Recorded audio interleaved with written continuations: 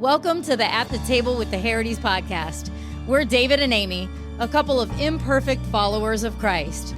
Come on in and join us. This is where you'll be inspired and encouraged by stories of believers, how they found Jesus and how they follow him, how he moves and how he changes lives. We are blessed to walk it out together with you. Welcome to episode 5 of At the Table with the Herities. This one's going to be a little different. A lot different, I think. So, first of all, we are recording on the actual day that it's supposed to be released. We've never done that. We've always recorded a little bit early and then done the editing and all that. But I have not felt so well. Beginning of the year, back to school cooties.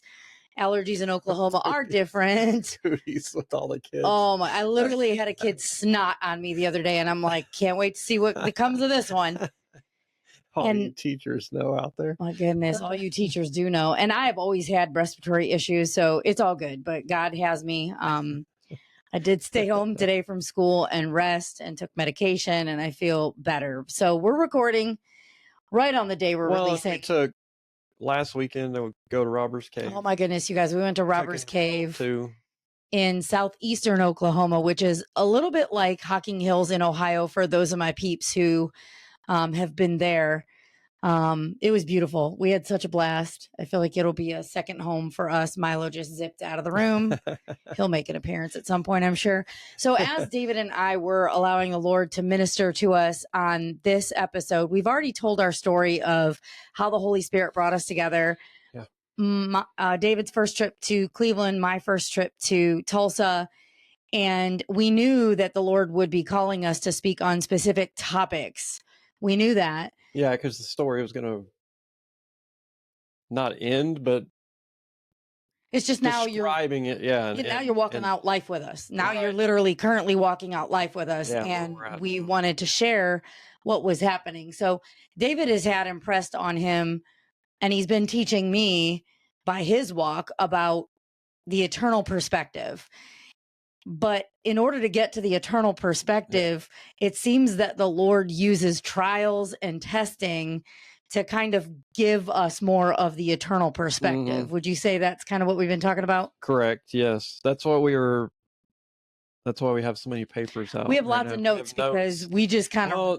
The cool thing is that's the original spiral notebook that we started when we started dating. This is our original spiral. When we told you that we went to the 24/7 prayer room in Cleveland, this is the prayer that David wrote. And then my prayer is on the back. It's really cool. This is insane how we have this, and I just love it. Yeah. But so as we were kind of going through and praying and saying, God, what do you want for this episode? We feel that we need to talk about the refining in the fire, the trials and the tests that are coming, not may come, but are coming. Are coming in life. They're not avoidable. And to talk about the positive side of that, like what that means. Yeah. Yeah. He's pointing to one. Pointing to not near what it was. Tell them what you're pointing to, because I don't think they understand what you're pointing to, honey. Found a spot 2 years ago. Little skin spot. Had it scraped and tested, and it came up as a melanoma. Mm-hmm. Early stage melanoma. Yeah, early stage skin cancer melanoma. But they never scrape for margins. They did the scrape, but they didn't send me or respond back or anything. They didn't give me any hey, it's whatever it is. They just scraped it and it was gone. So I'm like, okay, I didn't hear anything from them. So I guess this is why I'm not on the picture, because I will just make the phone call and say, what do we do next? Good. So 2 years later, this little spot came back. It was real white. Yeah, just white. Pale white in color. So instead of going back there, I went to Oklahoma Cancer Specialist, where I'm currently in the system now. For his stage 3B colorectal cancer. For just checkups and stuff. But I sent over the medical records, and they're like, yeah, that was a melanoma. And I go, okay, I didn't know that. They didn't contact me. So they did a scoop biopsy this time, which was quite aggressive. Pretty deep. Looked like I got a shark bite on my forearm. So he was very proud of it. They scraped it, tested it, and it came back as less deep than the last spot that was there. So they weren't worried about that, but they sent the biopsy off for genetic testing. So this was the original biopsy, and then they wanted to send this biopsy that was already taken off to another place. The scoop test. So for genetic testing. Yeah. To see if this is something that he has a predisposition for. Right. Is it likely to return? Just to kind of keep an eye on it, I guess. Yeah. And we will get those. We will go for that, the news on that on September 24th. So yeah. If y'all would keep us in your prayers, that would be awesome. So let's segue into. So that is just kind of brought back up what I went through the first time with cancer. Even more so is the perspective after losing Susie. Now I'm even more so focusing on him every day, because it seems like we're just keep falling apart every day. Well, we don't know what's going to happen. David has had cancer now 3 times. He's had 2 types of melanoma cancer. Yeah. He's had stage 3B colorectal cancer. He's been in the system now for 4 years. He's been clear for 4 years, but we just had a pretty big scare back in May where he had a blockage that we didn't know what it was. From scar tissue from the surgery. When you're talking trials and tests, David's comment about this actually kind of shocked me, but then didn't shock me. So tell them what you said about your relationship with the Lord through these cancers. Oh, I actually wrote that down. That was in my notes. Yeah, I guess that did kind of shock you a little bit. Just with being in the trial, I don't think I wouldn't say I've gotten used to it. But he has me in a way where I don't want to be sick, but I'm comfortable being sick. Why? Because it makes me stay focused on him every single day. So if you have a diagnosis of cancer or anything that is life-threatening, or even if you need to have surgery, my sister is having surgery tomorrow morning on her bunion on her foot. They're going to go in and cut it and release it and all that. So if you would pray for her too, that would be wonderful. I mean, that in and of itself is scary. You're going under the knife. You are having some procedure done. Those things put you, typically most people, in a position of a little bit of fear of the unknown. You've been told what's going to happen to you, but do you really know what's going to happen? It's where are you putting your trust is the bottom line. Are you putting it in your own mind and your own will and your own, I can get through this? Or are you putting it in our Father, in Jesus? Mm-hmm. And David, it really actually made me stop and go, whoa. So not that he would like to have cancer. We would all love to have a close relationship with Jesus, I'm sure, without having a cancer diagnosis or anything like that. But your perspective has gone to, well, it keeps me close to him. Yeah. I mean, there's 2 choices. Like we've talked about that before. You can go 2 ways with it. You can push away from him when the trials come, or you just nuzzle in and, push in further to him. Like, I need you every day. Mm-hmm. I don't know what's coming tomorrow. Daily but I know that he's in control. Mm-hmm. Just daily. What are we doing today? Where's this going? Mm-hmm. And I wrote this down from some book that we read. It's chapter 6. Can't tell you the book because I don't know. Maybe you know. These were all notes stuffed in our little notebook over the time that we dated back and forth from Ohio to Oklahoma. We were, like we told you guys, we were on video chat all the time. Our longest one was almost 9 hours, but our average one was like 3 hours. Yeah. We were reading things together. We were taking little personality quizzes and spiritual gifts quizzes and financial quizzes together. The Lord was doing that to just help us get to know each other. And whatever this book was, I wrote, don't partake in food that spoils. The bread of Jesus is eternal life. Following him gives you a good life. The flesh counts for nothing. We are not taking this bad boy with us. David calls it a meat vehicle. We're not taking this with us. If we're believers, this is staying behind, and our spirit goes to be with Jesus forever in heaven.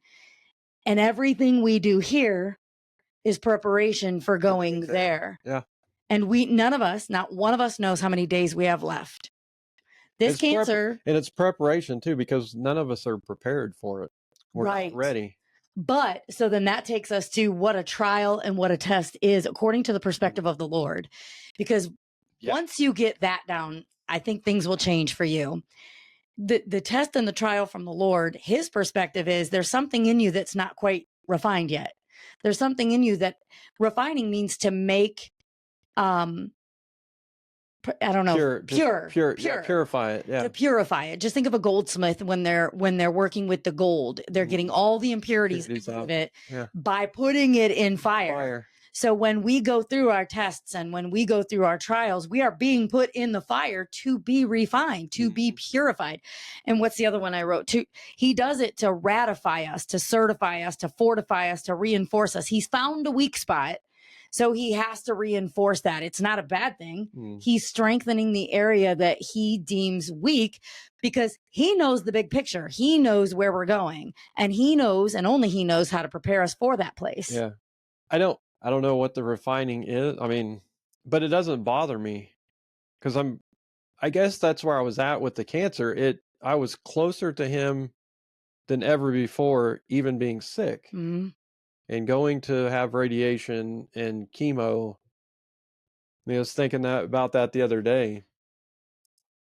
Not that any sickness that anyone has, you can't just you can't pull the sickness out and go, here, fix it. But right, it's inside of you and you just have to deal with it. Right. But some sickness, you can take medication at home and you don't have to go anywhere. Well, with cancer, particular, what I had, I couldn't take it out and okay, go get it treated and then come back and put it in me. It's like you have to get in the car, you have to drive there, you have to lay down in the machine.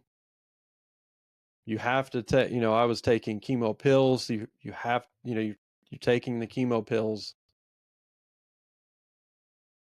So you had to do it. So you just have to walk through it. It's something you couldn't take out of you. And in that walking through it, like you said, you have a choice to pull away from the Lord or to draw closer to the Lord. Yeah. What is this test, Father? Why are you bringing me this test? What does it mean? What are you refining in me? What do you want? Who do you want me to be in this test? What do you want me to take away from it? I can say for sure that I'm closer to him now than I was previous. Now, do I want to keep going through cancer? No. Well, that shifted your eternal perspective. It is. So cancer. It's not it. Okay. Well, let me say this: whether it's cancer or something else, it's going to be something else. It's coming. It's just a matter of time. There's going to be something else. I mean, it could be tomorrow a heart attack. Could be tomorrow you get hit by a car. A family member passes. Or just, I mean, just on yourself. You could. It could be something that takes you out and you go to, and you're not here anymore. You go to heaven. So it's like, I guess he's just impressing on me a lot of, are you prepared? And maybe he's saying you're not prepared because I'm getting you ready to be, I don't know however I'm praying it's years and years and years. You're right. Me too. Me years too. and years, but we just don't know. I think that's the unknown that some people don't like to address or even think about. But if you've had an illness or a cancer in my case, that we're praying is just a one-time thing and it happens, and it's happening to more and more people. That's kind of, it's like younger and younger people. Scariness of what's we have another family here locally. I mean, there's probably quite a few. There's a lot of people that have gone through breast cancer or, any other kinds of illnesses and made it through, but it's that's just what he gave me through this whole thing, was looking past this and doing what he's calling me to do now, here, while I'm here, and getting not my soul, but my spirit prepared for eternity. It's truly more our spirits that are being prepared for eternity, because that's what goes there. However, our bodies change in the process. Yeah. Meaning our experience in our bodies here will be a much better experience if we're working on preparing our spirits for heaven. Yeah. Because our spirit is always in the body. So it's not like we can divorce the two. Detach those, right? You can't detach the two. So it's like you're living in this thing until it's expired or he calls you home. So it's like each time, and there's other tests. I mean, you go through financial and all this other stuff, but usually health is, because you can't detach yourself from that. I mean, financial, it's like, okay, we lost a house and you walk away from it, but you can't walk away from your body. If you have an illness, it's in you, and it's like they can either operate or they can't. I mean, you may have a rare blood disease that you can't. Well, faith, what did we just watch that said something about faith is not, you don't know what's going to happen, but you're believing and trusting in the Lord for whatever does happen. Yeah. And that to me has been a very, very big deal. When you were in the hospital for those 3 days with your blockage, which we did not know at first what it was, and also nobody told me at that hospital that his dye test, his, what do we call it? I was in the hospital for blockage because of scar tissue from the surgery 4 years ago now. And in order to see if the blockage had cleared, because you're supposed to have bowel rest, which is why he was to stay in the hospital on IV, and he had the NG tube down. And so they gave him a contrast, and then they wanted to see how far that traveled. And nobody told me that test was 3 hours. Like, not one human being in that hospital bothered to tell me that this test was 3 hours. And they clearly don't understand that I'm the one that's going to show up every 5 minutes at your desk and say, is my husband alive still? I was thinking about it. Like, I don't know how long the test is going to be, but I need to let her know how long the test is going to be. Good Lord. I didn't know how long it was going to take either. Well, so I had 3 hours of time to literally hold my hands up to the Lord and be face down with him and just pray that whatever this is, that we walk through it together, and we walk through it with the Lord leading us, with him leading us, that there's nothing we can't face together without him, and that whatever it is, he's already got the plan.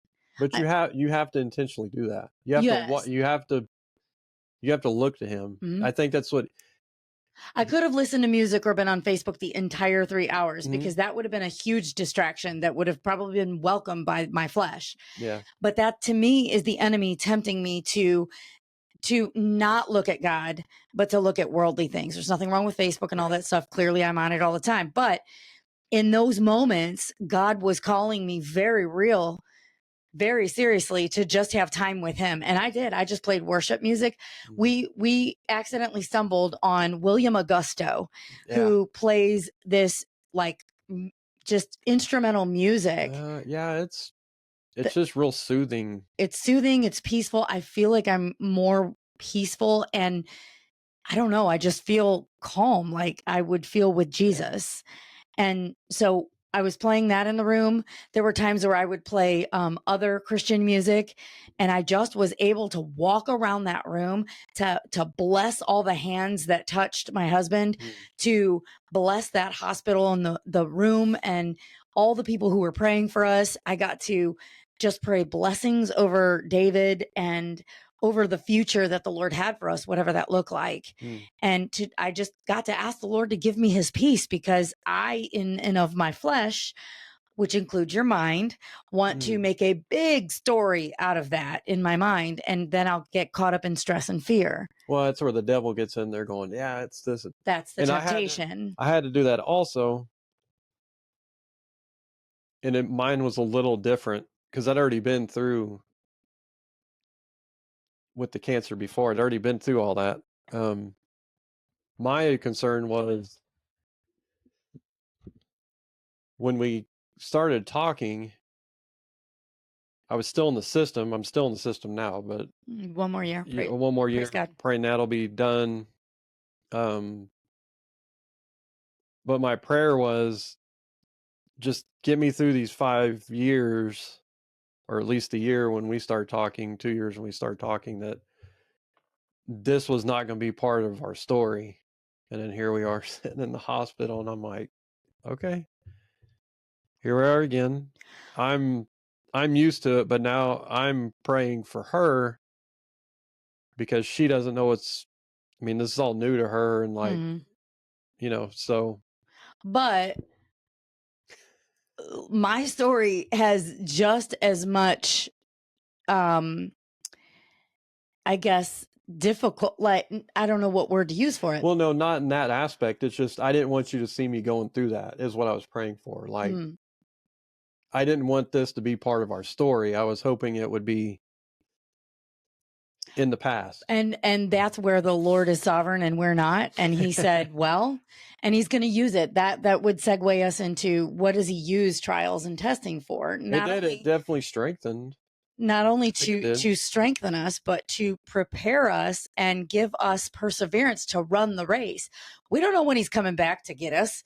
I would hope it's like now, like maybe the trumpet will come off right now and we all just get sucked up. But you got a tail in the well, there's Milo. But we don't know. That's what I impress upon my students all the time, is you don't know when you're going to drop dead. I do not word it like that to my students. Maybe some of them I do because that's how they need to hear it, but none of us know. We have no idea. And so it has become more important to me. The closer I get to Christ and the more I know him, the more I realize, oh, I'm going with him. And I don't know when that's going to be. And in the Bible, it says to be prepared. Boy, the story of the bride and the groom and how they prepare for each other in the Jewish faith and the Jewish culture actually is, wow. I mean, this is kind of a morbid topic for some, I guess, talking about cancer, and just death. Where are you going? But there needs to be a mind shift change on that, which it did for me. It's like, no, death is a part of all of us. There's 100% guarantee we're all going to pass away. Now, whether you look at it or just put it off and not really think about it, but it's like, to me, it's not a hindrance, because what it's done now, I guess the rewiring or his grace has wired it in such, when that does come up in my mind and the devil's going, trying to use that, it always gets spun into, oh no, you just need to focus on me for today. Don't focus on what he's saying. Daily bread, right? Well, and it makes it real. Like, you just need to focus on me, because he's going to tell you all kinds of stuff if you allow him to. And that's the temptation. It's testing versus temptation. God is never going to tempt you. He will test you, because that's what refines you and makes you stronger and makes you purer and more ready. And we live in a world that is full of temptation. In fact, that's how the Lord left it. Fine. Well, I'm going to let you stay here. Unfortunately, I've said it before.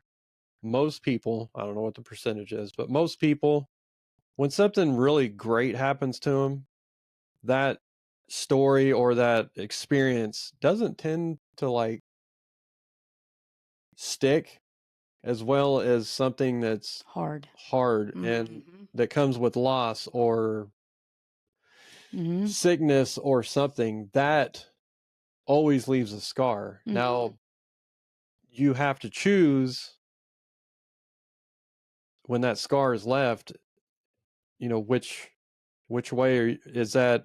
I can't believe he let me go through that, or I can believe that was awesome that he let me go through that. Count it all as joy. Yes. It's not what is God doing to me. It's what is God building? What is he trying to build in me? It's what is he's trying to build my character, bottom line. And in order to do that, it is going to require those trials. My attitude and my faith are what determine how that goes. Well, he's preparing us for what he's calling us to do here. But ultimately, all those, I guess, instances will accumulate into, okay, now you're ready for your eternal home. Mm-hmm. You're prepared now. Mm-hmm. We are built and designed with a little bit of ego and pride and selfishness.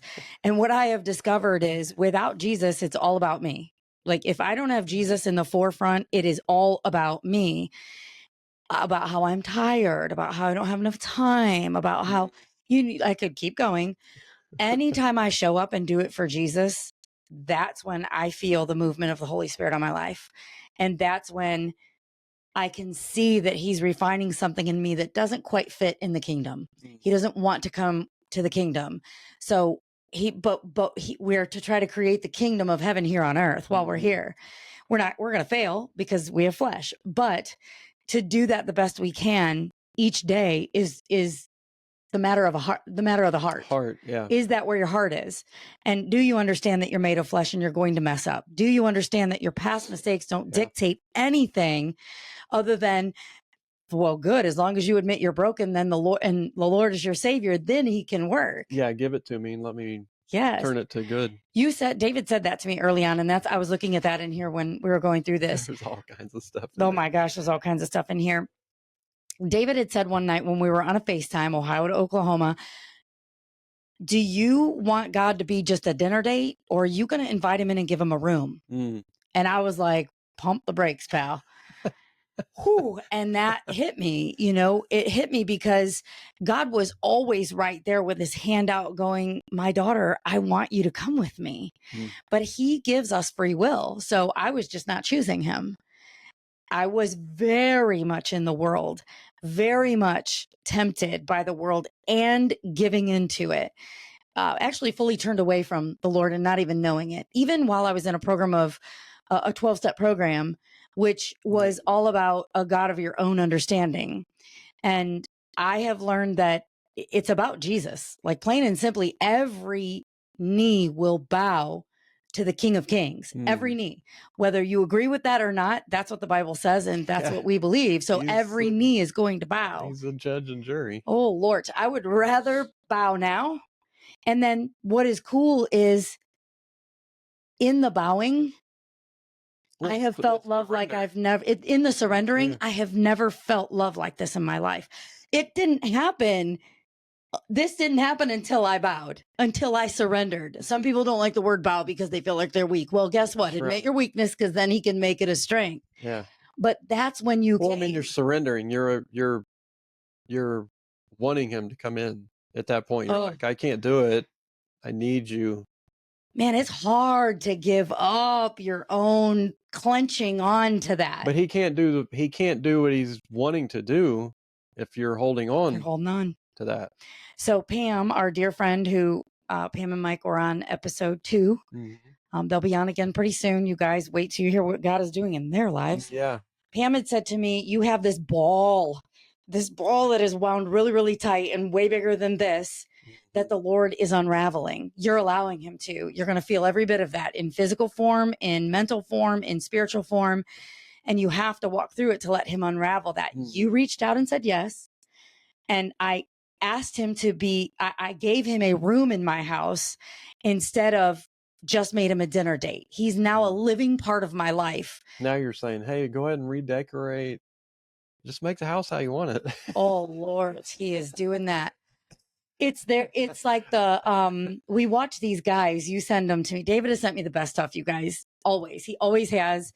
Like literally the skit guys. A few days into talking, he's sending me stuff that I'm like, it's making me. Well, you're a sister in Christ. So I was like, here, he's sending me all this good stuff. Here, if you speaks to you. Anything that lifts you, he has discernment from the Holy Spirit on what each person needs. It's crazy. He's John the Baptist, but he hates when I say that. I'm not John. What were we saying? I digress. I don't know. Surrender. When we surrender and so that means every day. No, it's whatever what I said to you or sent to you. Yeah. Are you going to make him a dinner date, or are you going to give him a room in your house? No, the skit guys. The skit guys. Oh my goodness. So you sent me the one. Have too many notes. You sent me the one where it was God allowing God to God's chisel away. God's chisel. Ooh, if you guys want this one, just put a message in the comments and we'll send it to you. You guys, this one had me crying. And the horse ones that you used to send me with that guy always make me cry. Right High Ministries. Look him up on Facebook. So good, you guys. Those two, game changing. So he's chiseling away at this guy, and you know, they're like playing it out in this skit, and it really made me go, wow, there are plastic pieces inside of here that need to go away. There are hard pieces inside of here that need to go away. They don't belong in the kingdom, and they don't belong to the definition of who I am in Christ. So he's chiseling that away. Man, that hurts sometimes. Well, and it's, if you go, which I've heard it, I don't know where I've heard it, like this stuff just comes in my head. John the Baptist. We've had, it is either a video or sermon or something, or a book I read or something. It's, you allow it, you brought him into your house, you gave him a room, but there's that one room that you keep shut and the door locked that you won't let him in. And he's just like, I want in the room, but you have to let me in. It's the weirdest thing that even that crazy thing is, not to interrupt you, he knows what's in the room. He does. But why do we act like he doesn't? Why are we so ashamed? And so like, I can't let you in here. I mean, good Lord, he knew every hair on my, come on now. It's surrender. It comes back to surrender. He wants you to open the door and go, here it is. Why do we think he doesn't? Why do we try to fool ourselves into thinking that he does not know what's going on in that room? Why do we do all the stuff we do? Our flesh is just crazy. Well, you're trying to hide something from the creator of all things. I think it's shame. I think that would be shame. Probably so, yeah. Or pride, possibly as well. All right, we're just talking out loud. I would say shame, but yeah. Well, in my story with all the abuse that I went through as a kid, I would say a lot of that would have resulted in shame. If you're okay, unpack a little bit of that, because that goes to our topic. Refining in the fire. Yes. So, because you haven't ever unpacked that part of your story. I wasn't expecting to talk about this tonight, y'all. This might bring some tears, but it's good because he's still refining me. Ooh. But I wrote it. I wrote it at the top of my paper, abuse. And, you know, sometimes you have to call a spade, and sometimes some people are going to get hurt by that. And I've never actually spoken too publicly about it, but yeah, but it was bad. It was bad, but there was redemption in the story. Oh my Lord, is there ever redemption? So I'm just going to get it out. So there was redemption, but there was also refining in the fire on your part eventually, and also his. Oh my goodness, on his. I mean, and what the Lord has done to show me that now blows my mind. So when I was young, there was some sexual abuse that happened in my house by my stepfather. And I never spoke about it because I felt like harm would come to others if I did. And some of the things that I witnessed in our house were kind of the thing where on the outside, everybody thought we had it together. We went camping. We had 4th of July parties. We laughed. But there was just a lot of sickness in that home, And the sexual abuse happened at a very young age, but it was a manifestation of a lot of grooming prior to the incidents. And that just hit me. Ooh, that just hit me. My stepfather was a very intelligent man, and he taught me so much. One of my favorite things that he taught me was hard work. Like you just get in and you do it. That man worked very hard to try to provide for 6 people. One of my other favorite memories was he was very particular about certain things, very structured and organized in certain ways. And I respected that a lot. His brain worked in a very cool way. Plus, I think he did the very level best that he could with what he had. His story is also a pretty tough story. And that piece I won't get into, but I imagine there would have been. Oh, you don't do that. You don't do that kind of stuff if you don't have hurt. Most people don't. Yeah. Come on.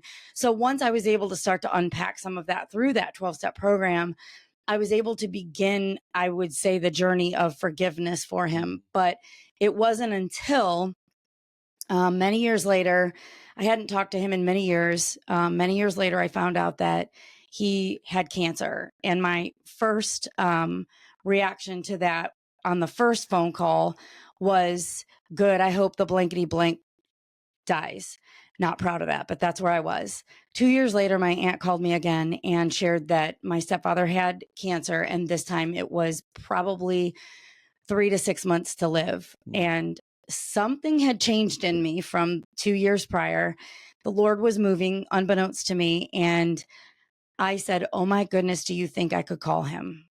And my aunt said, I think he would love that. And so I called him, and it took me 2 weeks to pray and muster up courage enough to call him. And I called him, and he and I chatted for, I don't know, a good 15, 30 minutes, something like that. And I said, can I take you to dinner? And he said, yes. Could I bring Kim, which was his wife? And I said, yes, absolutely. And I said, what would you like? And he said, well, I would love to have escargot one more time before I die. And so I knew that he would know of a place. So we went to Fratello's. Those of you in Ohio know Fratello's in Avon Lake. I think it's Avon Lake. Yes. Cause it's toward the lake. And so we met there, and I was so nervous because I had not seen him, other than at my cousin Karen's wedding, at all since the time my mother divorced him in, when I was 17. So that would have been 1992. I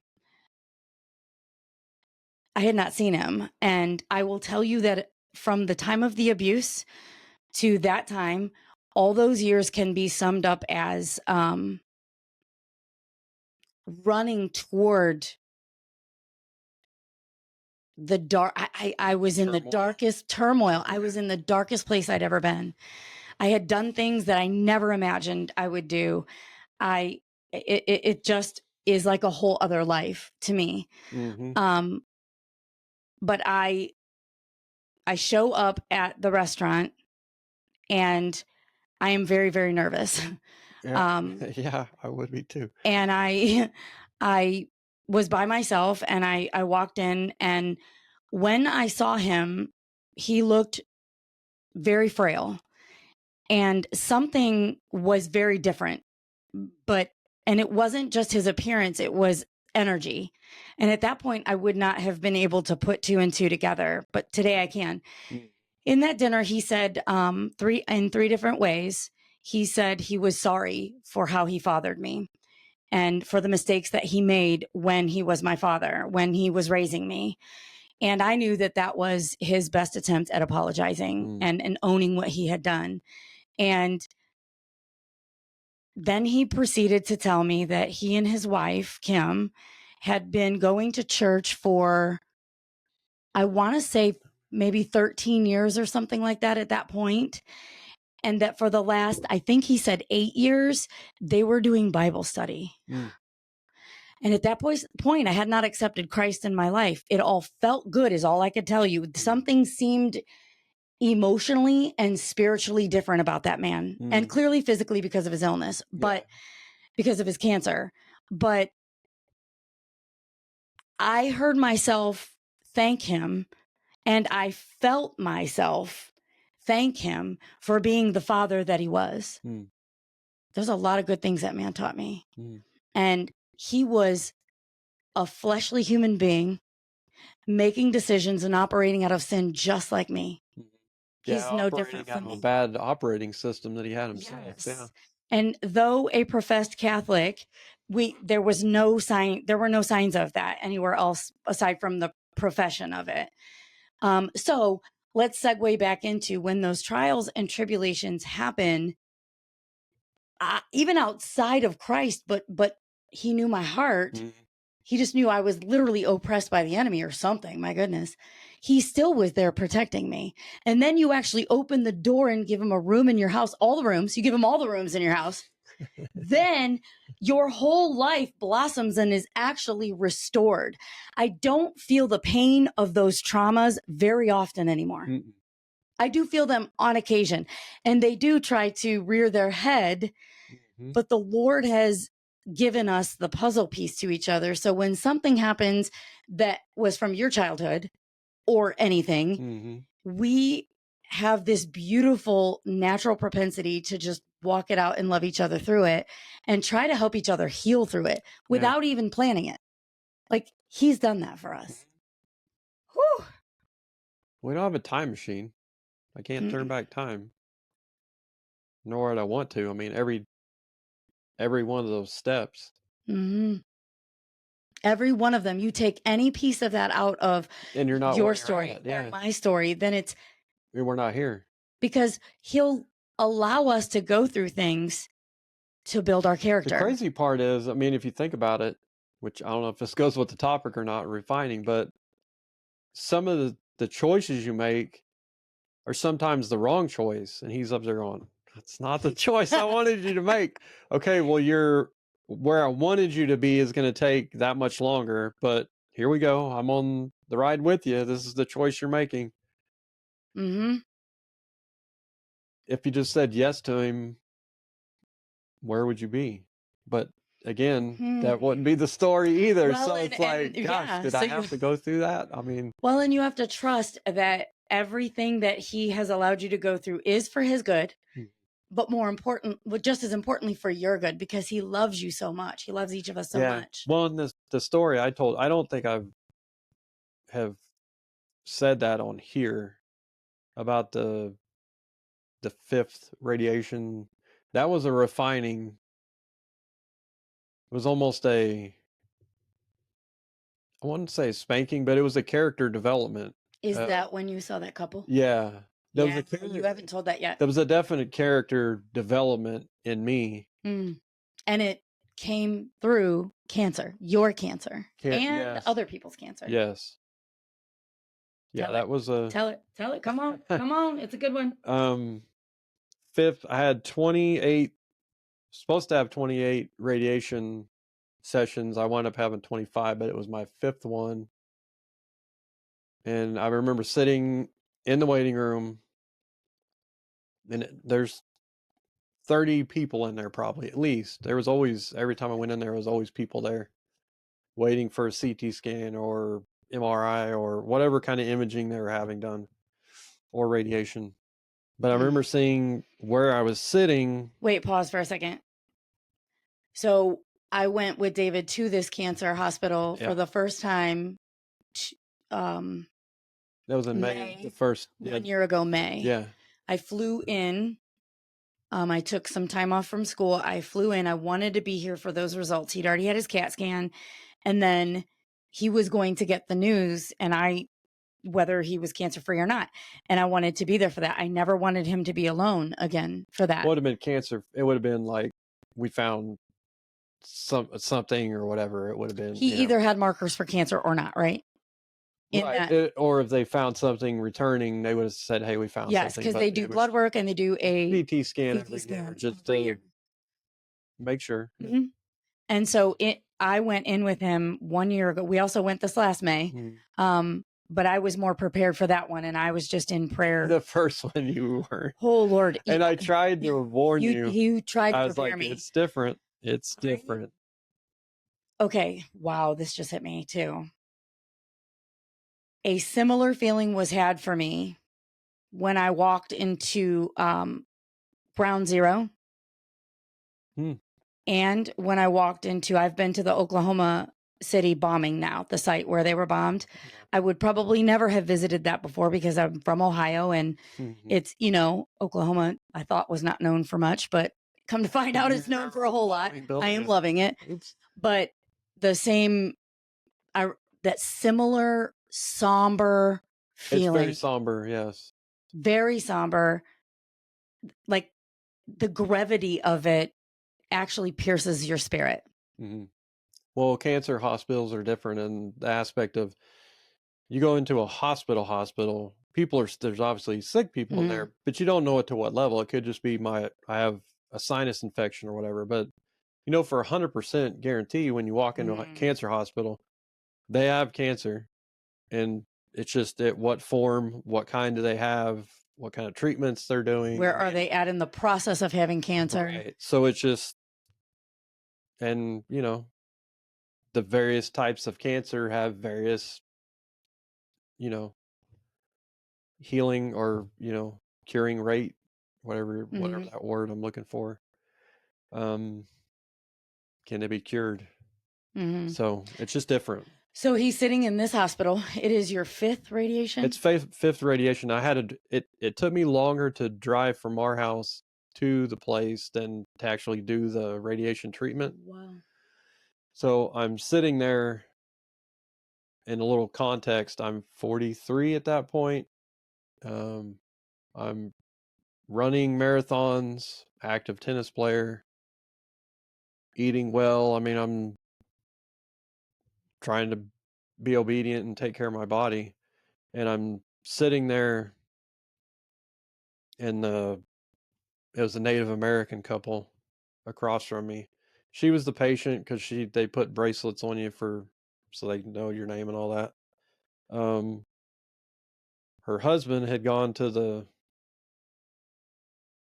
vending machine or whatever. He went and came back with a Dr. Pepper and was pouring it into her McDonald's cup, giant McDonald's cup. So I don't know if they had the McDonald's cup, but they had gone to McDonald's. Not, you know, not to get into the thing about McDonald's, but because we go off on tangents on food and how it's killing us. We will not digress. That's for another podcast. But so I'm sitting there and not knowing it, I'm watching them as I'm judging them. And we have all been guilty of that. I think it takes a punch in pride's face to be able to talk about it, is what I think. It is. Some people get so used to it, they just do it and they don't think anything of it. But once you get convicted of it, you realize you're doing then sometimes, well, I'll just finish this story. Sorry. No, I'll just finish the story. So I'm watching him pour it in a cup, and she's not in real good shape, and he wasn't in real good shape either. They're 60, mid 60s maybe. But I'm watching him pour the Dr. Pepper in there, and I heard myself say, "Really?" Like in a condescending voice, like, "Really?" Like I'm having a conversation with God, like, "Really?" And I start going down the list in my mind. I'm 43 and I'm running tennis. I'm trying to eat well. I was 205 pounds and now I'm down to, 100, life change and all this other stuff. And I'm sitting here at 43 with stage 3B colorectal cancer, and they're just abusing their body and drinking Dr. Pepper. And as soon as I got the second really out of my brain, because I obviously didn't say it out loud, he sternly said, "Who do you think you are?" Like, and it wasn't like, I've been reprimanded before, but this was one I've never, like, it touched my spirit. Like, it was like, "Who do you think you are?" And I was like, "Ooh." I just kind of sat there. Like, there was no words. I just was like in my own thoughts, like, "Oh boy, that wasn't good." And instantly just like convicted, just go through like, "I'm sorry, I'm sorry, I'm sorry." And then I just jacked up and he just yoked me. Yeah, like, and it was probably 20 seconds of just me and my thoughts going, "Ooh, that didn't feel good at all." And he just said, "You are no better than they are." And I'm like, okay, so I got a big, huge piece of humble pie and just ego. And that from then on, there was no judgment on the other people, because, a lot of, not to judge them, but there's a lot of people that were just in not good shape, and probably over years of not taking care of themselves. But that cancer happens to people that take care of themselves as well. So it's not judgmental. I guess back there it's just I didn't know any better. And he gave me that perspective of like, look, you have this stuff, and it has nothing to do with age or what you're it can do with what you're eating. But in my circumstance, so it was like I had a perspective change on that point. It's like not judging people, and it broke something in my heart to where I saw the people differently, to where you're like, okay, I'm in this boat with you, and just huge amounts of sympathy for everybody in there, because now I was just in myself. Well, that's where we are without Jesus. And it's not that you don't have Jesus. It just goes to show we live in this world. Yeah. We're working to not be of the world. Even with Jesus, you can get lost in like the woe is me, and the fear, probably the fear bringing, where's this going? With that, the emotions around having that in your body. Yeah, where's this going? And the not knowing, and he just kind of was like, stop. And then I don't know if it was lashing out or what at other people because of your current circumstance. That's their story. Everyone has their story. I'm not asking you to step in their story, because what I'm doing through them is their story. Yes. You just focus on me and what we're doing here. So it stripped that away. That was another layer of the onion that he stripped away, where I just focused on him and just, okay, what do you want today? And looking at people differently. Look, so David said this to me when I was struggling my last year in Ohio. It just was seeming to get more and more difficult with the behaviors. And I know I was sharing that with you. And David said, look at them as just little spirits. They don't look at their bodies. Look at them as little spirits. They don't know what they're doing. They're just trying to figure it out.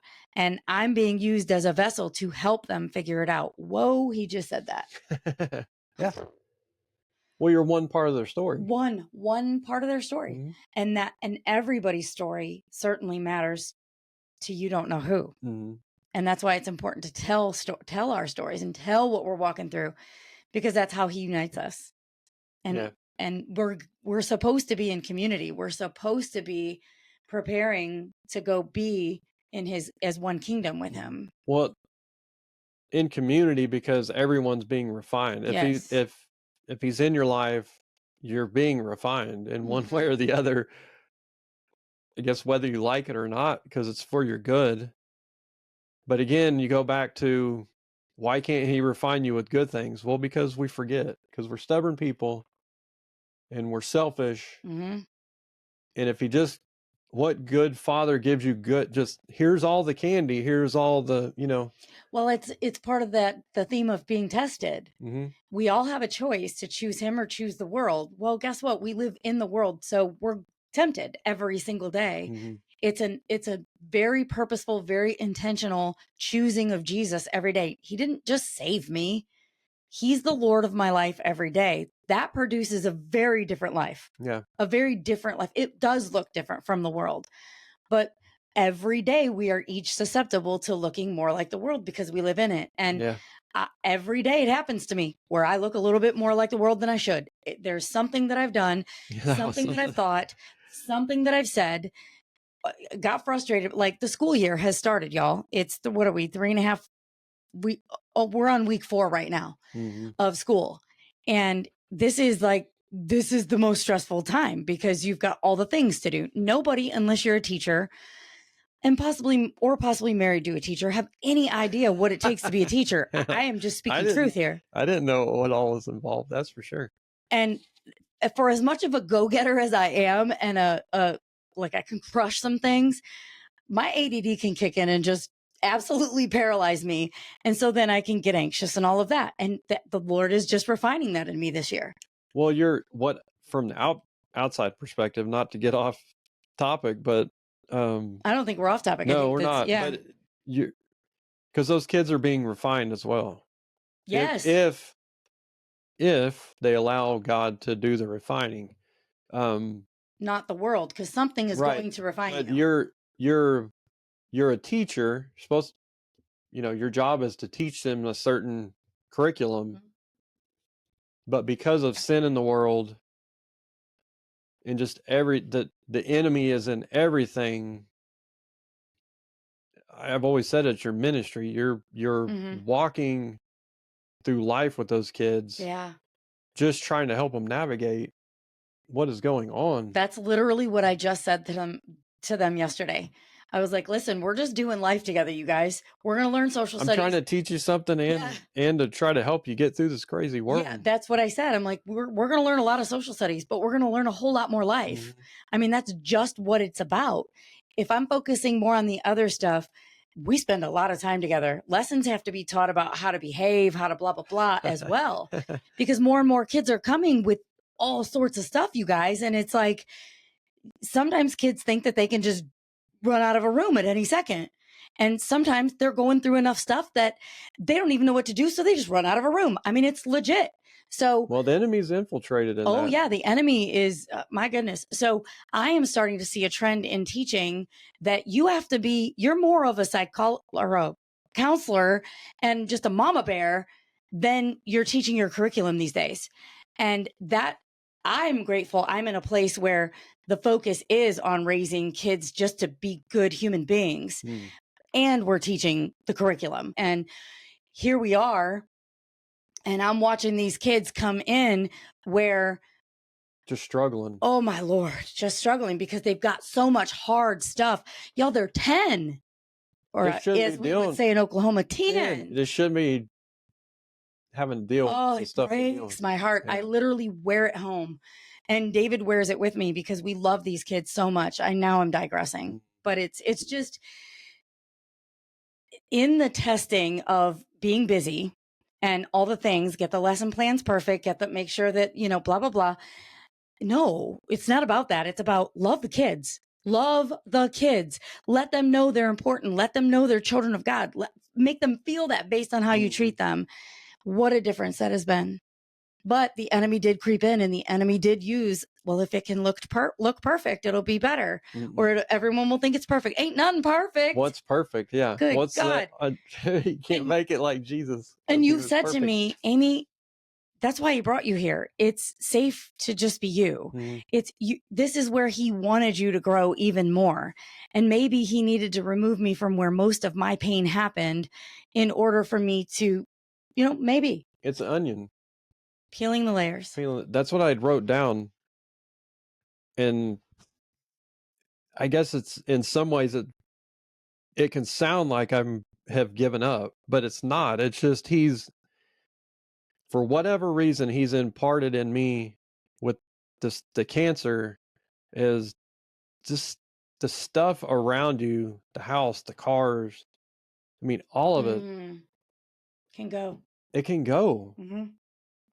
I mean, a lot of that's what keeps us in bondage and just depressed and anxious and all that. Not feeling free, not feeling able to breathe as easily. Which I was going to mention, that's the reason we went to Robbers Cave was we both like hiking, but for me it's therapeutic because it just for both of us. Yeah, it just unplugs us from not the world. I mean, I guess the daily world grind. Yeah, yes, the world we're living in. It's like he's just the more and more the closer I get to him and the more I spend with him every day and just stay focused on him and just like an image of him every day, this stuff just dissolves away. He's like, you don't need it. No. You don't need it. At the end of the day, none of the stuff is here. Yeah, we just need him. I mean, think about 2,000 years ago, you guys. Put it in your minds right now, what they were doing 2,000 years ago. The disciples were giving up everything and following him. Well, everything we have is a distraction from him. Yes. You can get on the phone and you can scroll and you don't do the Bible study. You don't.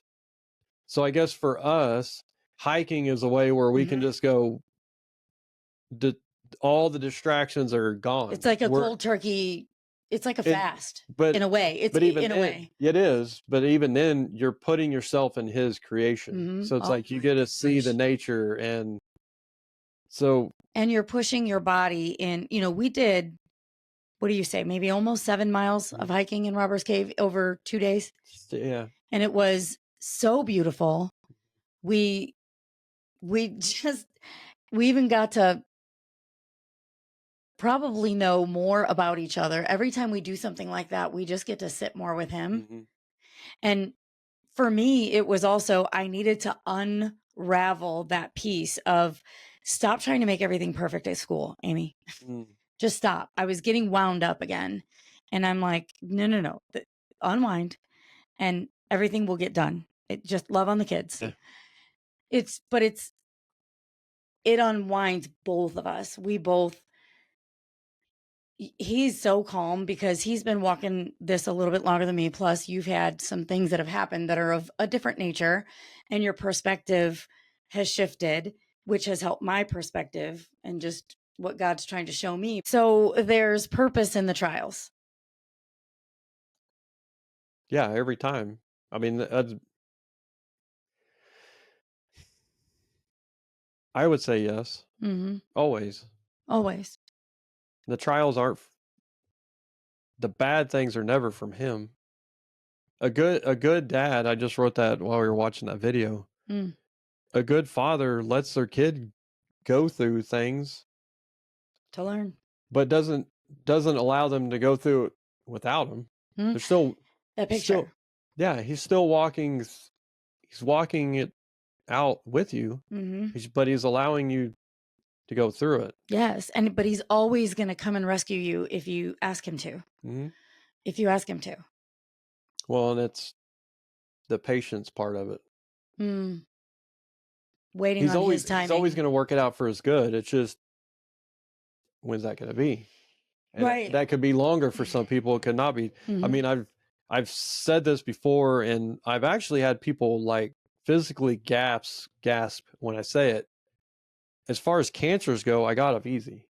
I mean, I really did. I had stage 3B, which didn't spread anywhere. It was just in the colon. Yes, I had surgery. Yes, I had chemo and radiation, but I was able to take chemo pills at home. I didn't have to go get chemo. Some of those people that have the certain types of cancers that need chemo IV, port. Some of those people sit at St. John's or at Oklahoma Cancer Specialist for 8 hours a day. Yes. Getting 2 different kinds of chemo that may or may not work. Heidi sits for a whole day with her immunotherapy. Yeah, because there's a certain drip rate that it goes through and all that stuff.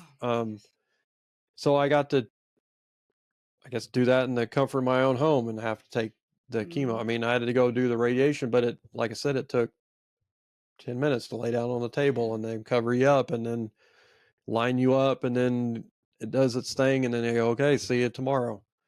So that's a humble perspective, babe. I'm grateful he has softened you. Well, we have a local kid. I mean, we had one that just Cade. Yeah, that just went to heaven, and he battled his whole life with that, his whole existence. And then we have another member of our church. Our church, another young man that's going through it right now, that's been in the battle for 2 years. So we'll just say their names now so that you can pray for them, because we're allowed to. Johns, Dennis. Yeah, John Splaylock's the wrestling coach. Yep. Actually, he's a Berry Hill kid, and Dennis his family's from Berry Hill. But he's going through it. They're both going through it. He's just got back out of the hospital, had surgery. Multiple rounds of chemo.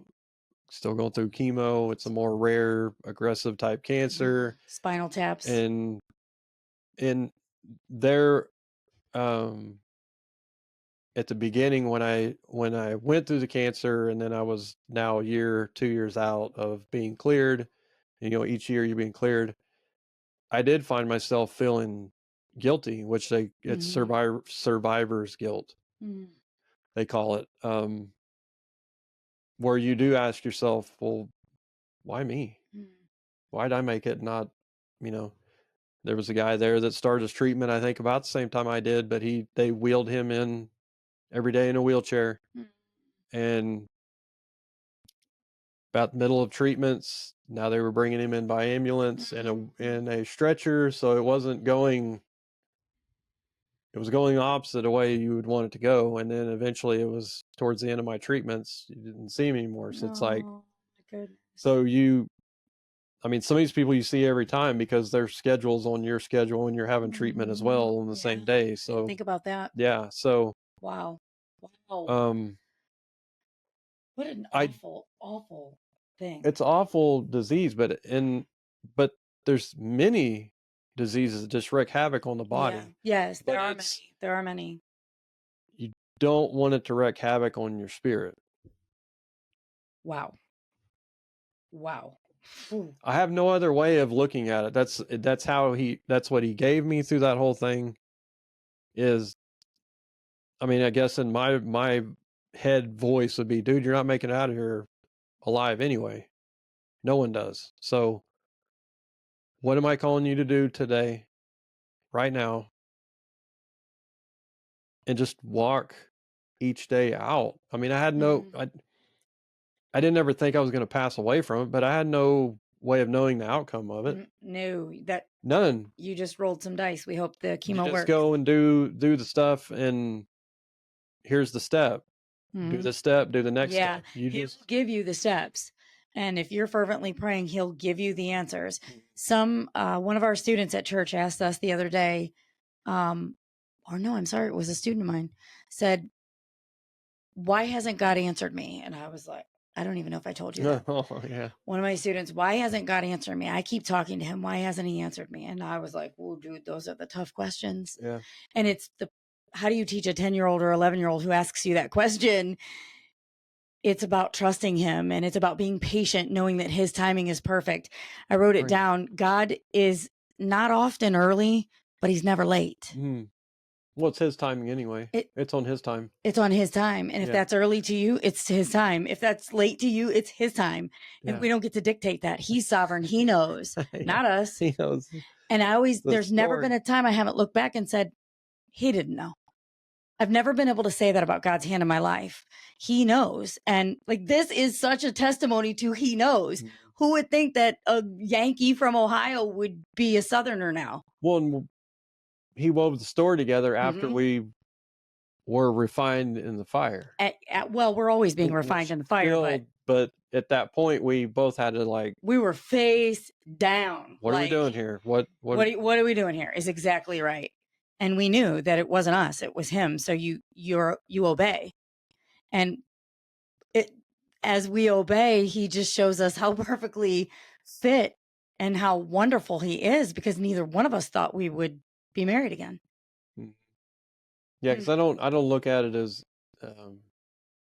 look at what I've been through the past 3-4 years, cancer and then losing Suze, but it's like it's part of life. Well, I mean, that's bad. It's bad to say, but it's the reality of you also have the other side of that, which is just trusting in him and staying out of the results. He has brought you and he has brought me the exact healing puzzle piece and the exact thing he needed to weave together. And you and I are like, wow, he is so good. He's so restorative. Yeah. He's so redemptive. That's what he does. That's what he does. But when you look at it, when you look at where you were and then you look at what he's doing, you realize his promises are true. He does not leave you where you were. That's what this is. He's promising me that he will restore and redeem me. He will use my story for his good and my good. And his good means open up my mouth and talking about it, even when it's hard, because it's helping other people see that he's in the story. He's in all the details. Refining the fire is not good. I mean, it doesn't feel good. Well, the perspective is it's not good, but the outcome is you're pure. Right, that's true. You're purified. Yeah. You are restored. You are more valuable at that point, because all the stuff that is worldly, he's refining out of you. He's burning out of you. He's whatever you want to look at it, like he's chiseling away. And then you become more like Christ, which who would not want to be more like Christ? Like, you can't love anybody more than Christ. He's kind of a cool dude. He's the most loving dude I've ever known. I'd rather I mean, I don't know what he's got in store for me Mm-hmm. for the rest of my life, but I know where I want to be. I know when I want my name written in his book, Mm-hmm. and I want to go to heaven. I mean, he gave me that eternal perspective. Mm-hmm. Yeah, talk about that. And Talk I don't about think that. we look enough to heaven Mm-hmm. and what it's going to be like. I mean, but that's the enemy. That's what the enemy does. Like, this is all there is. Those are the distractions. This is the best it's going to get. Mm-hmm. What you have on there, I'm like, I better live it up this this is the side. best. You know, This is that's the why we best we're stock going to up. get. This isn't that. It's not good. Yeah. Well, I think that's why we stock up on a lot of possessions that maybe aren't necessary. Yeah. It's why I personally do it. It's just because I'm more. That's me more living in a worldly way and in the fear. Well, and and the some unknown. of that's probably just coping with the world we're living in, and getting the fix and being happy in the moment. Instant gratification. Instant gratification. That refining fire will burn that away pretty quick. Yes, it That is. stuff will fall apart real quick. And I'm not saying I'm perfect at it. He's working on me every day on that stuff, but each of us every day. Now, I mean, we're not going to have glorified bodies. We're not going to until we get there. So we're imperfect. It's, I guess, sometimes the juxtaposition. It's easy to sit here being essentially healthy when other people are going through it right now, currently as we're speaking. But I have the empathy for that, and just try not just it just humbles me every time I think about it, because I go back to that exact moment when he's like, you know, these people are in pain, and you're no better than they are. And it's really to pray for that person and that spirit. Yeah. That's what I feel like he's teaching me at the same time, is there is nothing like knowing that your prayers were answered, but it's not really about you. It's about that's what the Lord wanted. And then you turn it, and then all this refining gets you to praise him. How can you not praise a God who brought two people together that would never have known each other or been together otherwise, who happened to be the perfect puzzle piece for each other? You know, and you see how he continues to work in our lives and refines us in all the trials that we go through. He wants us all in heaven with him. He wants his children. That was recently, within the past year, I think, that was given to me. It was Pastor Scott that told me that. It was a couple years ago. And then I think it's Psalm 128. It can be taken out of context, but if you look at it through the God perspective, we are, as his kids, what's the word I'm looking for? We're separated from him because of sin. Because of sin.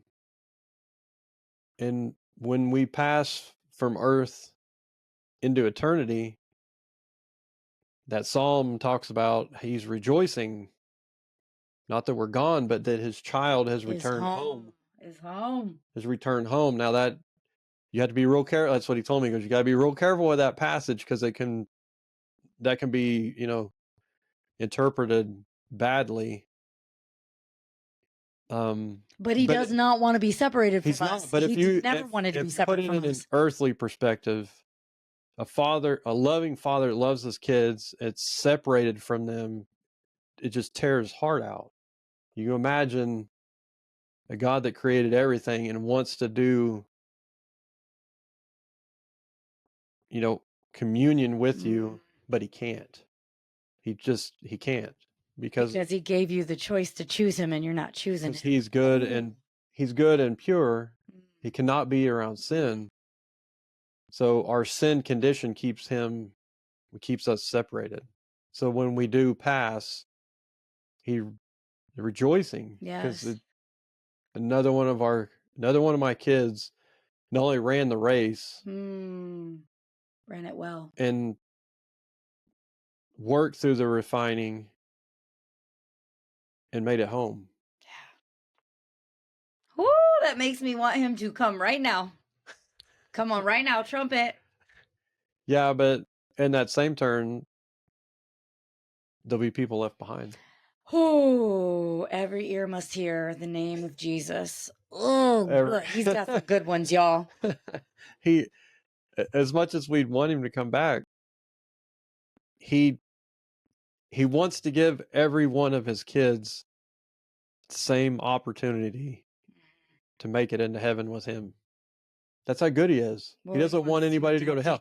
Hell was not made for us. No. It was made for the demons. Yes. It was made for Satan. He did not make that. It was not created for the intention of us going. And he knew that some would choose and some would not choose. But none of us know when he's coming back to take us. So yeah, that's why you focus on him every day. Focus on him amidst the hard world. Even amidst the trials. Amidst the trials, the refining grows your endurance, character, and your character. It'll humble you, and it will make you more godlike. I mean, more like Jesus. None of us will ever get there until we get taken home. But yeah, that's when you said that. That's what one of the skit guys says. He goes, "What when you look in the mirror, what do you see?" And he's like, "See, whatever's Mike or whatever his name is." He goes, "I'm going to keep chiseling until I see my son." Amen. Yeah. And that chiseling doesn't feel good, y'all. It's a little easier when you say yes to him. I mean, and then you just are willing to hear what he's got. The more time I spend with him, the more he talks to me. That really should not be a surprise to anyone. It's a relationship. It's not a religion. Well, and that's the other thing. Even going through the refining, if you're with him and you keep focused on him, it does. Wouldn't say it's still not easy. It still hurts. It still hurts, but it's made to grow you. To refine you. I mean, when I think about that and I think about the fire on the gold, I mean, no one hears the gold complaining. No one, sees the complaining of the gold. That must hurt if the gold had feelings, but it still has to be done. Yeah, it's hot. Yeah, it's got to burn that stuff away. It's, and so it's.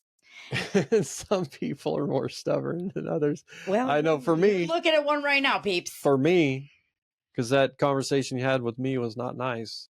And he still does, but I could say they have, since I've softened to his voice and I don't have that oppressive self looking at self like woe is me and look at me sitting here and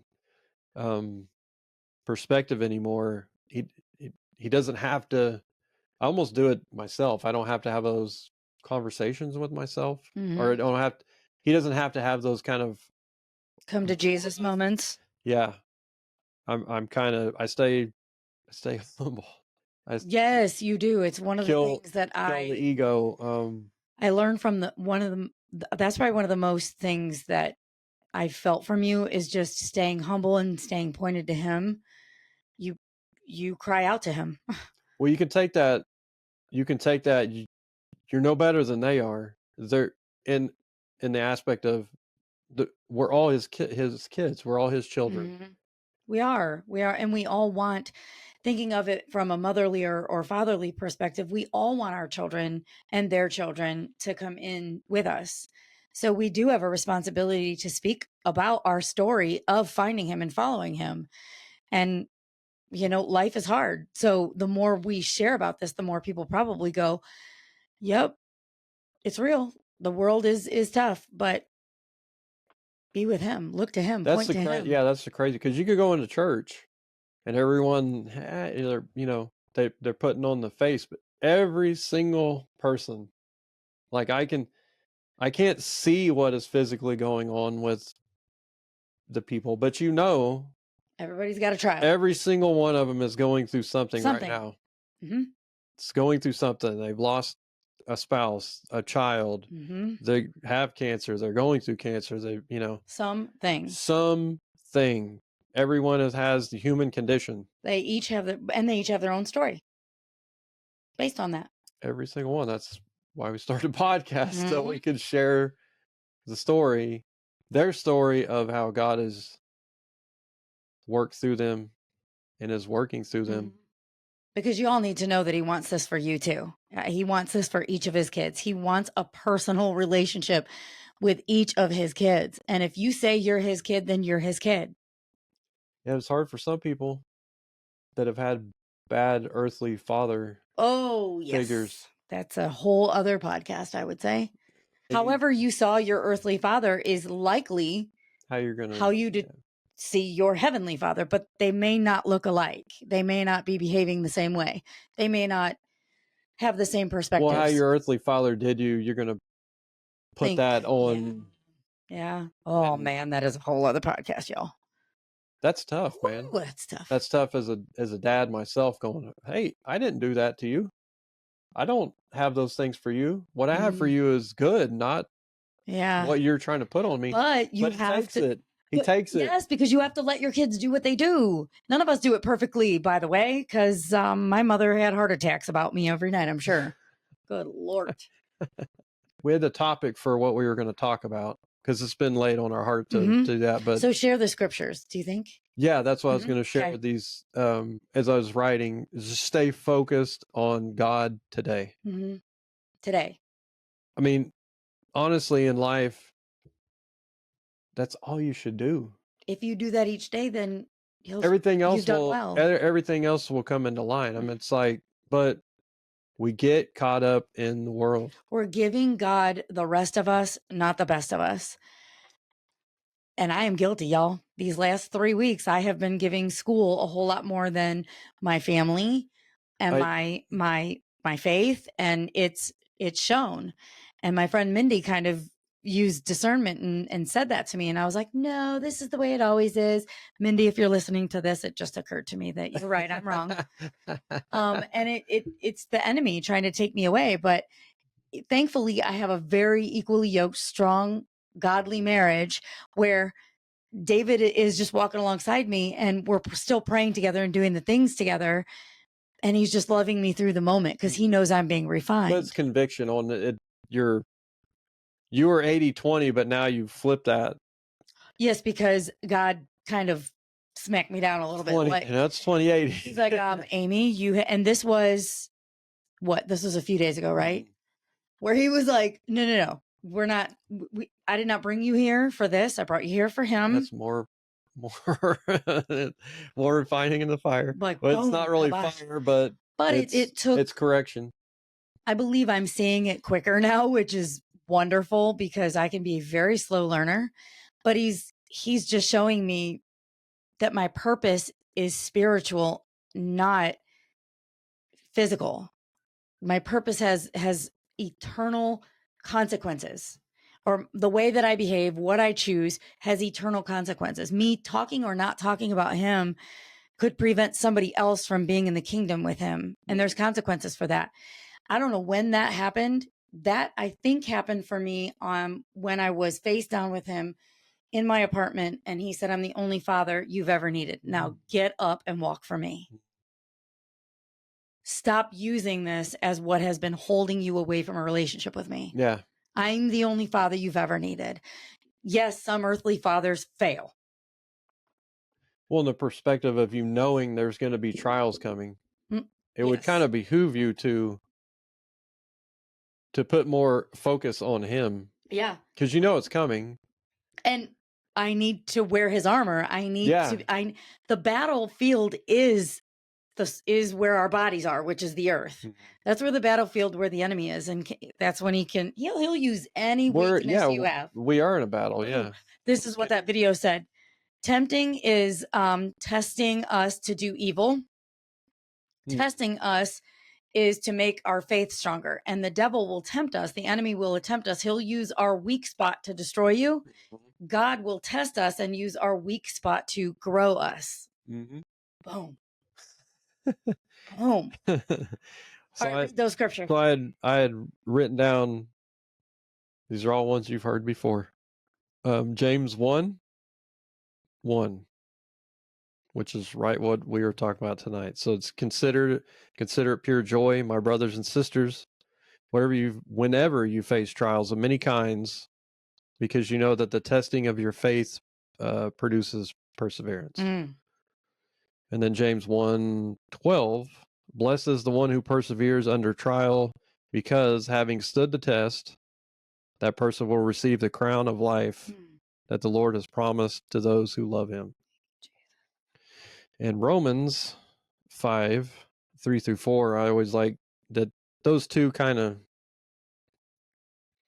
tie into this one. Not only so, but we also glory in our sufferings, because we know that suffering produces perseverance, character, and character, hope. And perseverance is what wins any race. And this is a marathon. It's not a sprint. And each day matters. Each minute matters. The goal is eternity. And the goal is eternity. Not only our eternity, but others' eternity. Others. I mean, it's pretty selfish if we were to keep it for ourselves, as if there weren't enough, because he made it for, there is a room in my house for all of you, he said. Just in your circumstance, he's put you in a place you would never have thought you would be in. A little tiny town in Tulsa, West Tulsa, Oklahoma. Bear Hill Chiefs. Speaking to kids that need it. I mean, that to me is crazy good. It's amazing. That kind of our Holy Father, our restorative Father, our redemptive Father. It's his hand, you know, there's a purpose. Wow, you guys. We had no idea what was going to happen in this podcast, by the way. We were both kind of like, we have no idea how this is going to go. We were probably all over the place, but we knew that this was to be talked out. It needed to be talked out.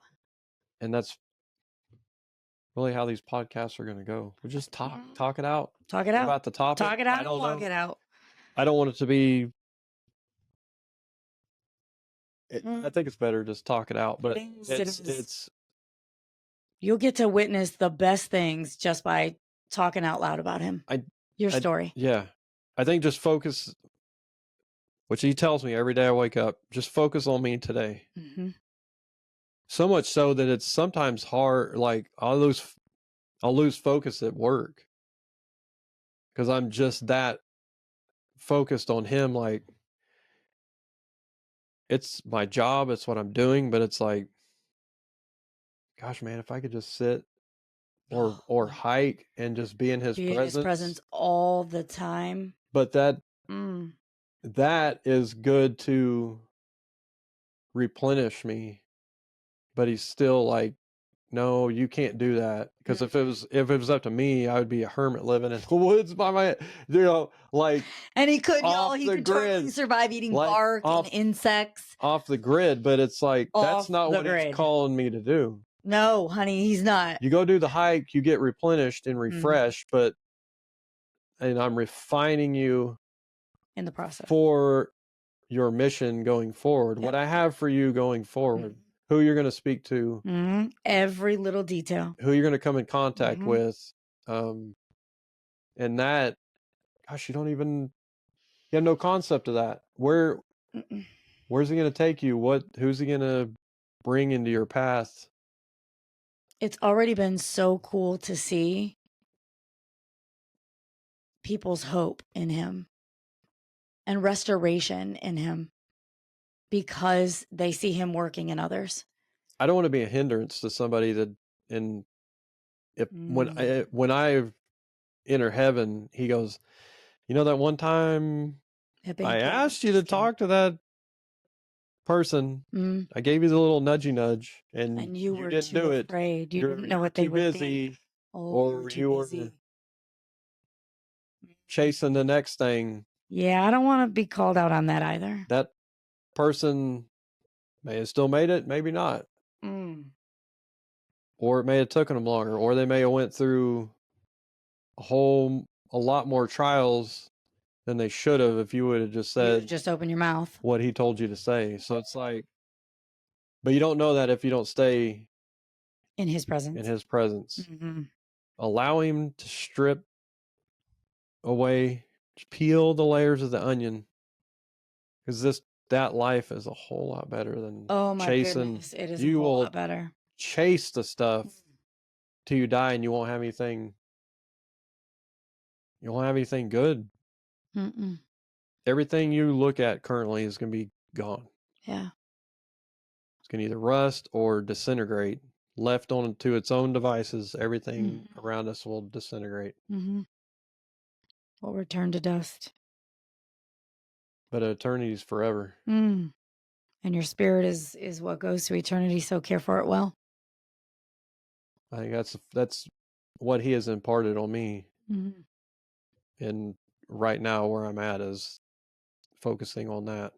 I don't know where it's going to take us for that, but well, we're just going to let him take us where he takes us. Mm-hmm. And we hope that you guys do too. Mm-hmm.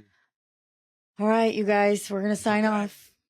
We love you. And episode 6 is going to be the Curzios. Mm-hmm. We are recording them this Saturday. Y'all, their story is what helped God use their story to give us the name for the podcast. Amongst other, yeah. Their story is just one part of their story. Just one part of their story was like, whoa, this is what it's about. It's at the table talking about people's stories and just knowing that other people needed to hear this because they needed the hope in their own lives and they needed the hope in Jesus. Yeah, and their story is nothing that I've ever walked through. No, me neither. But man, but there are similarities, man. I'm telling you what, God brought those two in our lives for a reason. And we get to go camping with them and a few other people from who we walk through life with, literally. Mm-hmm. Very cool. Unplug. If you get the chance, just unplug. Unplug. Be with him. This room was created partially for the podcasts and partially because it's a place where we can come and just sit and have intentional time with God. And that's what I've gotten away from in the last 3 weeks with school is coming up here. Since school started, I haven't really come up here and just sat up here and been with God. Mindy, there you go. You are right. Boy, he's using you, sister. And wow, it's really just about putting him first and giving him the best and not the rest. It's a good way to end it right there. All right, y'all. We love you. Love you. We cannot wait to hear what you think. If again, as always, if you loved the podcast and you feel like it can help others, share it. We've never said comment below, but if you want to comment, if you want to comment, yeah, share something you're going through. Yeah, we are actually. Some people are reaching out to us from the other podcast we did, and we're having beautiful conversations with people from London. Love you, Miss Lorena. And so it just, the people God is bringing into our lives are a blessing and truly increase our faith because we see him working in us and through us and then in you and through you. And it's like, holy macamole. Wowzers. All right. I just want to be obedient and do what he wants us to do. And it's not about me. It's not about us. It's not about us. Because this stuff can be uncomfortable for me sometimes. And you wouldn't hear me admit that because little DJ can, get in front of a camera. Not me. It's funny. It's hilarious. I'm good. Can we go hiking? Okay. Keep talking. So we are going to sign off. We will talk to y'all soon. Bye. Bye. Hey, everyone. Thanks for joining us on this journey of faith and reflection. We hope today's episode has inspired and encouraged you in your walk with Christ. Remember, no matter where you are, God's love is always with you, guiding and supporting you every step of the way. If you've been blessed by our podcast, we'd love for you to share it with others who might also benefit from it. Don't forget to subscribe so you never miss an episode and follow us on social media for more updates and encouragement. New episodes are released the second and fourth Tuesday of the month. Until next time, as it is written in Joshua 1:9, be strong and courageous. Do not be afraid. Do not be discouraged, for the Lord your God will be with you wherever you go.